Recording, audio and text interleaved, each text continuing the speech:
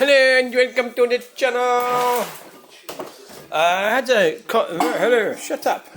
Well, that's falling out there. That can lay there. Right. So, Robert Jenrick's argument being that if the illegal migrant is given a sentence of less than a year, in fact, we have had a case recently, I think. Right. Had quite a busy day. It looks like the van's going to be MOT'd. Oh, I need to clean that glass, don't I? Hold on, I'll go and get someone to clean it with. You keep an eye on that. Keep an eye on that, and I'll go and get the glass cleaner thing. And he was therefore able to avoid deportation from the country because his sentence was less than 12 months. Deportation is automatic if you get more than 12 months and you're a foreign national. There are other circumstances in which people can be excluded from the country.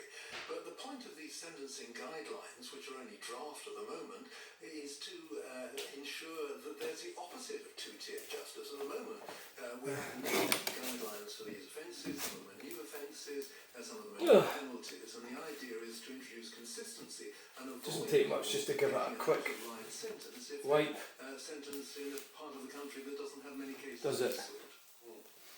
But Joshua, you're not seriously suggesting that the sentencing guidelines There you that we've been reading about in recent weeks are an attempt to produce a level playing field in our justice system? That's exactly what... Oh, it's windy out there. That's how it's blowing right up. It was created in order to ensure that... And even just get a quick...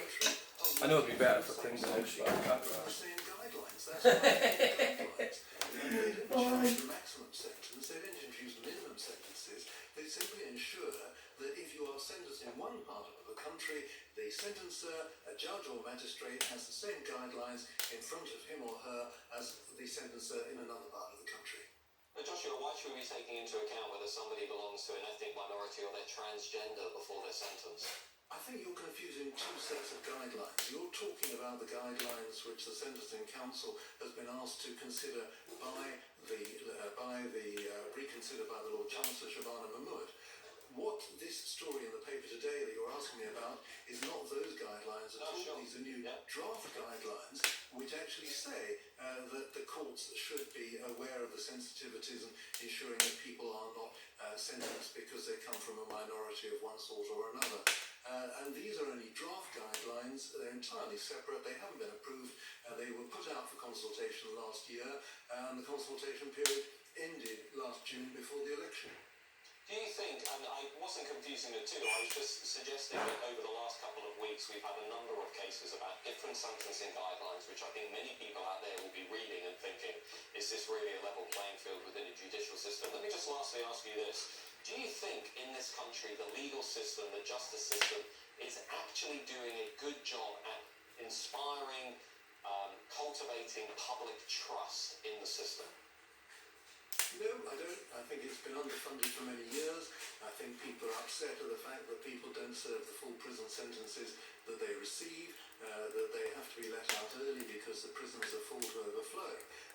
There are delays in the courts, which is something that the present government is trying to tackle. It's far from perfect, but I don't think there's any reason to say that just because it's proposed to ensure consistency across the country, that's two-tier justice. It's the opposite of two-tier justice. It's an attempt to ensure that everybody is sentenced in the same way. Well, thank you, Joshua Rosenberg, for joining us this evening with some really insightful comments. Thank you, Joshua. Now with me now in the studios... How's the fire going? Editor at the Telegraph, Poppy Coburn, a regular on the show, and political consultant and former Labour candidate Kevin Craig. Now, Kevin, we are having a robust conversation in this country about two-tier justice. Is Robert Jenrick right to essentially say that we really need to be concerned about these latest guidelines because illegal migrants are going to be using this to effectively avoid deportation if they're given sentences of less than 1 year? Well, it's a great question and a good debate. Firstly, I take with a pinch of salt what Robert Jenrick says because he was in power for a lot of the time where this got worse. Secondly, it's important that your listeners Quite a good point. know that the Labour Justice Secretary has already this year had to intervene when the activities of the Sentencing Council go contrary to common sense, where there was this implication of special treatment for people with distinct characteristics. And ultimately, I can imagine some people getting quite upset and worried about the debate tonight, but ultimately, the government and Parliament will intervene if arm's length bodies are seen to be not doing what they're supposed to, because a lot of the things you've talked about destroy public confidence.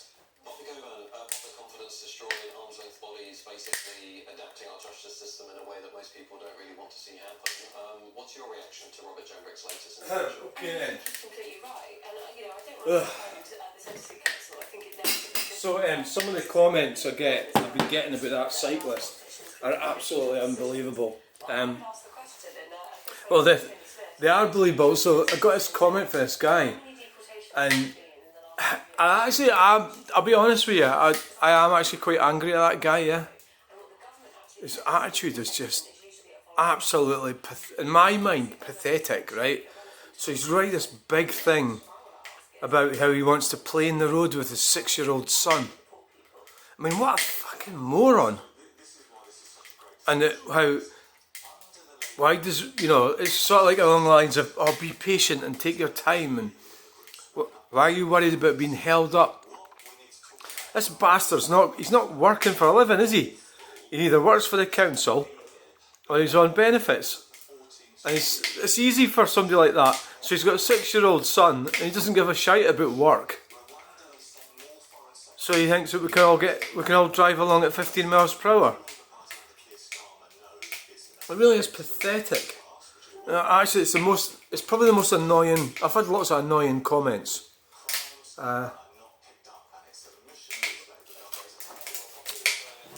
He's going to be really angry when he reads my reply.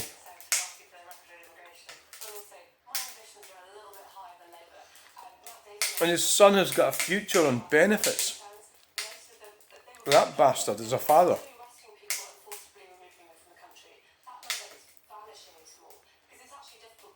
They don't care about anything. Just sit around, playing on the road. And fucking piece of shit. With no ambition, nothing. Just live. To consume. How's all that shit going to get to you? It's like classic NIMBY shit, but like a scummy NIMBY. Oh, look at that fire. Oh yeah.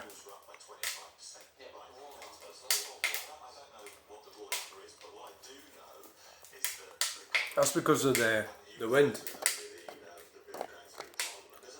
It's actually windy. I was going to have a beer, but I'm just going to have a cup of tea instead.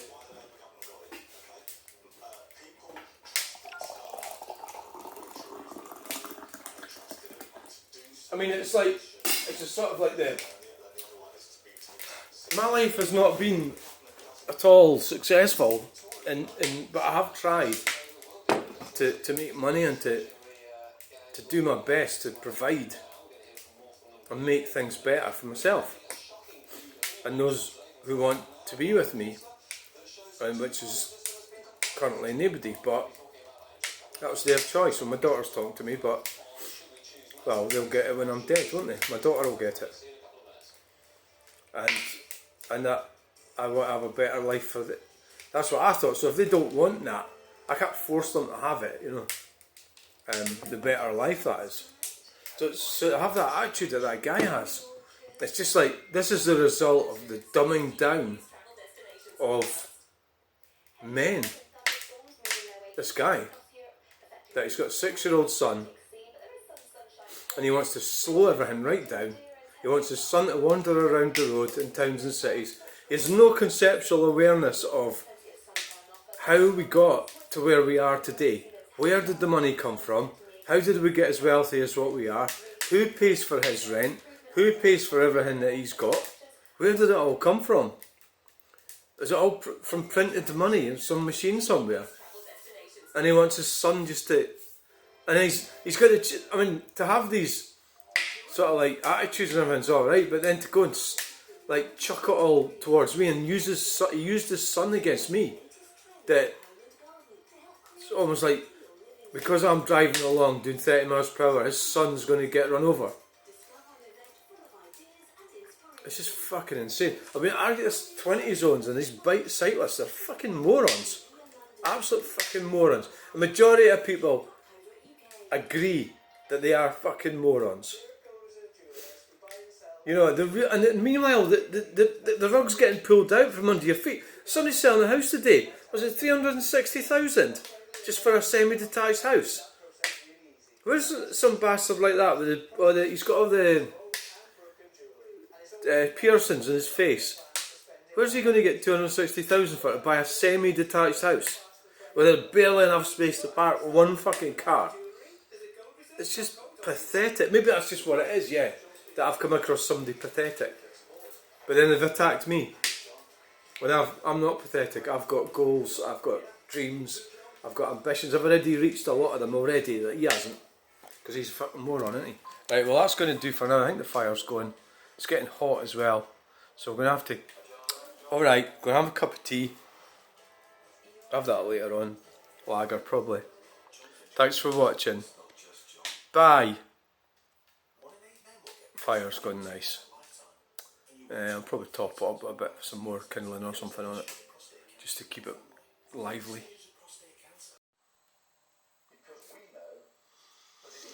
Has the fire been in all night? It's wonderful to getting up to this. Yeah, so it's 9 minutes past 7.